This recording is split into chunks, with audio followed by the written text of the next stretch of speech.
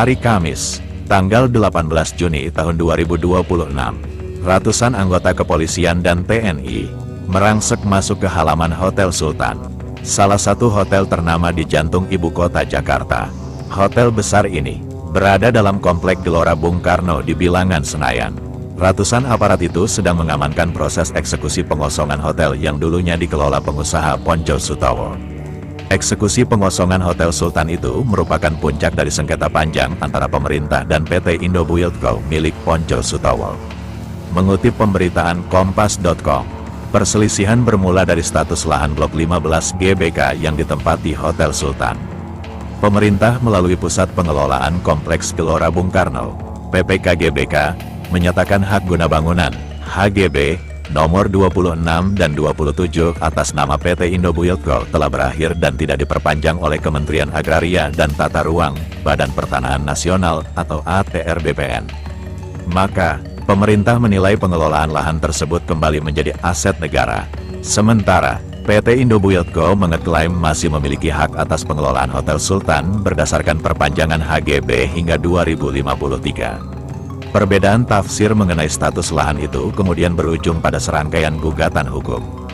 Pada Februari tahun 2026, Kementerian Sekretariat Negara, Kemensetnek, dan PPKGBK mengajukan permohonan eksekusi kepada Pengadilan Negeri Jakarta Pusat setelah PT Indobuildco dinilai tidak mengindahkan teguran yang sebelumnya diberikan pengadilan. Pengadilan Negeri Jakarta Pusat kemudian mengabulkan permohonan tersebut dan menetapkan pelaksanaan eksekusi pengosongan Blok 15 GBK pada tanggal 18 Juni tahun 2026. Penetapan itu menjadi tindak lanjut dari putusan yang telah berkekuatan hukum tetap atau inkrah. Masih menurut pemberitaan Kompas, surat pemberitahuan eksekusi juga telah dikirimkan kepada PT Indobuildco sejak tanggal 19 Mei tahun 2026. Pemerintah menegaskan eksekusi dilakukan untuk mengambil kembali penguasaan atas aset negara di kawasan GBK. Sementara itu, PT Indobuildco menilai sengketa yang terjadi hanya menyangkut tanah, bukan bangunan maupun kegiatan usaha Hotel Sultan, sehingga meminta penyelesaian dilakukan melalui mekanisme hukum yang menjamin hak para pekerja, penyewa, dan pihak ketiga lainnya. Demikian Kompas menulis. Panitera PN Jakarta Pusat, Ashar dalam keterangannya mengatakan Pengadilan Negeri Jakarta Pusat mengabulkan permohonan eksekusi yang diajukan oleh Menteri Sekretaris Negara dan Pusat Pengelolaan Komplek GBK. Berdasarkan penetapan nomor 1 Perdata Eksekusi 2026 Jo nomor 208 Perdata Gugatan 2025. Tapi eksekusi pengosongan Hotel Sultan tidak berjalan lancar. Juru sita yang dikawal ratusan aparat dihadang ratusan massa yang berkumpul untuk menolak eksekusi. Nah, di antara ratusan massa yang menolak pengosongan Hotel Sultan itu berdiri seorang pria tua memakai batik warna coklat dan bertopi hitam. Pria tua itu bukan orang sembarangan, meski badannya sudah terlihat ringkih dimakan usia, tapi bekas kegagahan di masa mudanya masih terlihat. Sorot matanya masih tajam. Suaranya juga masih cukup lantang berteriak. Pria tua itu adalah Kiflan Zen. Dia purnawirawan Jenderal Bintang 2. Dia pensiunan Jenderal Kostrad, kesatuan tempur terbesar di Angkatan Darat.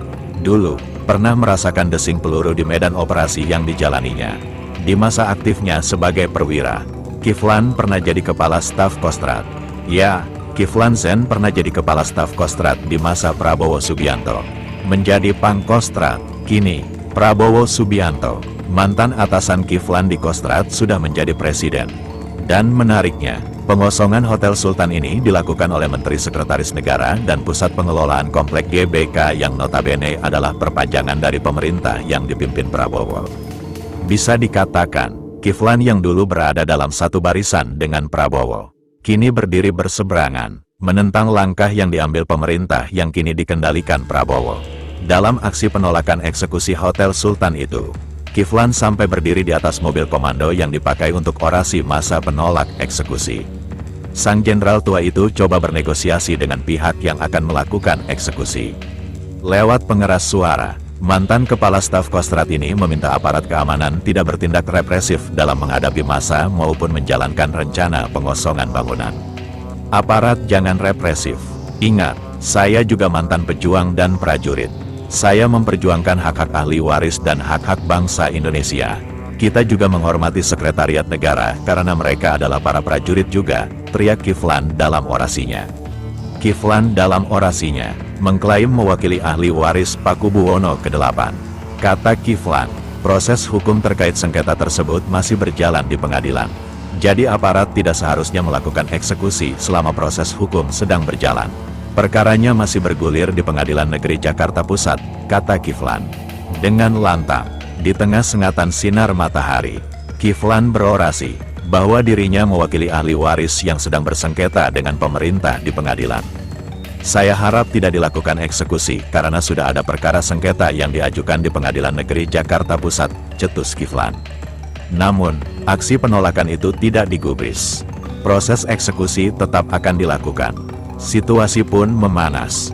Dari aksi saling dorong, kemudian berubah jadi aksi pelemparan. Batu dan benda tumpul berterbangan menerjang ke arah aparat gabungan yang mengawal eksekusi. Aparat gabungan terus merangsek untuk membubarkan massa. Aparat menyemprotkan water cannon. Beberapa orang terluka dalam bentrok itu. Termasuk Kiflan Zen mengalami luka gores pada tangan kirinya akibat kawat berduri. Meski diwarnai kericuhan, eksekusi akhirnya bisa dilakukan.